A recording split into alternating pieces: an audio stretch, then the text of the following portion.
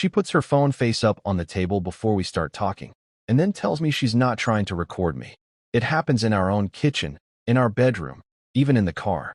If we're about to disagree, the phone comes out first. Screen unlocked. Camera app open or voice memo ready. She says it's just in case things get twisted later, but the way it sits there changes how everything else unfolds. Day to day, this is how it shows up. We'll be talking about something small, money we spent, plans we didn't agree on, something she told her sister about us that I didn't know she shared. As soon as my tone shifts or I ask a follow-up question she doesn't like, she reaches for her phone. Sometimes she doesn't even say anything.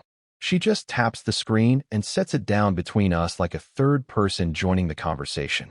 If I keep talking, she interrupts to say, "Hold on, let me get this on record." If I pause, she says, "Why did you stop? You can keep going." If I ask why she's recording, she says, "Because you always deny what you say later." Then she tells me to continue, but slower, clearer, less emotional. There are times she'll rewind and replay something I just said, right there, and ask, "Do you hear how that sounds?" There are other times she'll stop the argument entirely because she didn't catch the beginning and wants a clean version. I've watched our disagreements get reset, so the recording is neat, while the actual issue just sits there untouched. Later, I find out pieces of those recordings have been sent to people. Not the full conversation. A minute here, 30 seconds there. Always the part where my voice is raised or where I'm reacting, never the part where I'm responding. Her friends will bring it up casually. Her sister will say something like, "I heard how you talked to her." When I ask what they heard exactly, the wording matches a clip, not the full exchange. If I challenge it, she tells me she's just being honest.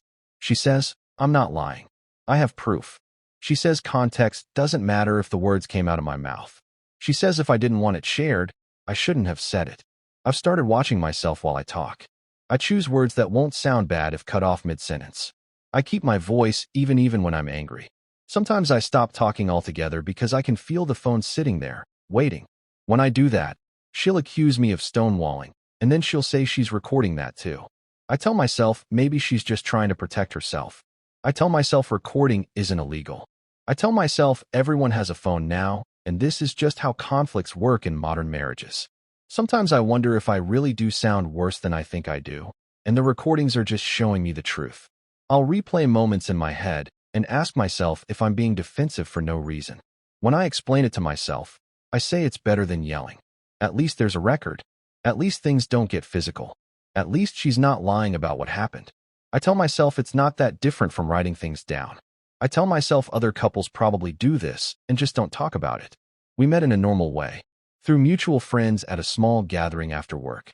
We talked about our jobs, complained about traffic, laughed about something someone else said. She seemed direct, clear. I liked that she remembered details and repeated them back accurately. It felt like someone who paid attention. Early on, things felt steady. We made plans and followed through. If there was a disagreement, we talked it out and moved on. I knew where I stood with her. There wasn't guessing. There wasn't chaos. That reliability made me relax. I stopped feeling like I had to explain myself twice. I trusted that if something went wrong, we'd handle it privately and then be done. The first shift was small. We had an argument about a comment I made in front of friends. Later that night, she brought it up again and said she wished she had recorded it so I couldn't rewrite it. I laughed it off and said that was dramatic. She said maybe, but that it would have helped. We didn't talk about it much after that. The next time we argued, months later, she pulled her phone out halfway through. I asked what she was doing. She said, "Nothing," and kept talking. I let it go. The conversation ended without resolution, but it also didn't blow up, so I told myself it was fine. Then it started happening regularly. If the topic was serious, the phone appeared. If I pushed back on something she said to her family, the phone appeared. In public, she'd tell people we communicate so well and that we're very honest with each other. In private, she'd remind me that everything I say can be replayed. I learned quickly what got me punished and what got me rewarded. If I stayed calm, if I didn't question her version of events, the recording would stop. If I challenged the narrative, the phone stayed out longer. Sometimes she'd smile and say, "See, this is you being reasonable," and I'd feel relieved even though nothing had actually been resolved. I started editing myself. I stopped bringing up certain topics at all. I stopped reacting in real time and waited until later, knowing that later might never come. My choices got smaller.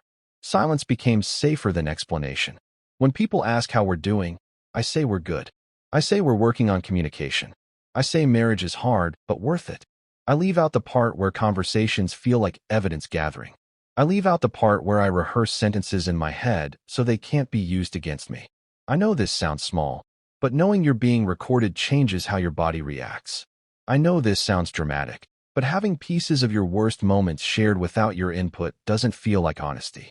I tell myself if it was really that bad, I would have left already. I stay for concrete reasons. We're married. Our lives are intertwined. Our friends overlap. Our families talk. I know how quickly a story can spread, and I know who controls the clips. I worry that anything I say in a lawyer's office would already exist somewhere on her phone, cut and labeled. I worry about being seen as the problem because there's audio to prove it. Leaving isn't just packing a bag. It's losing control of the story completely. It's wondering what gets shared and when. It's imagining explanations I don't get to finish. It's legal anxiety, social fallout, and the knowledge that once something is out there, it doesn't come back. There wasn't a big moment where everything clicked. It was quieter than that. One night, we weren't even arguing. I was just frustrated and said, calmly, that I didn't like being recorded. She reached for her phone anyway and said, "This is exactly why I need to." That sentence stayed with me longer than the argument itself. Now, I'm aware of the pattern. I see how conflict has turned into documentation.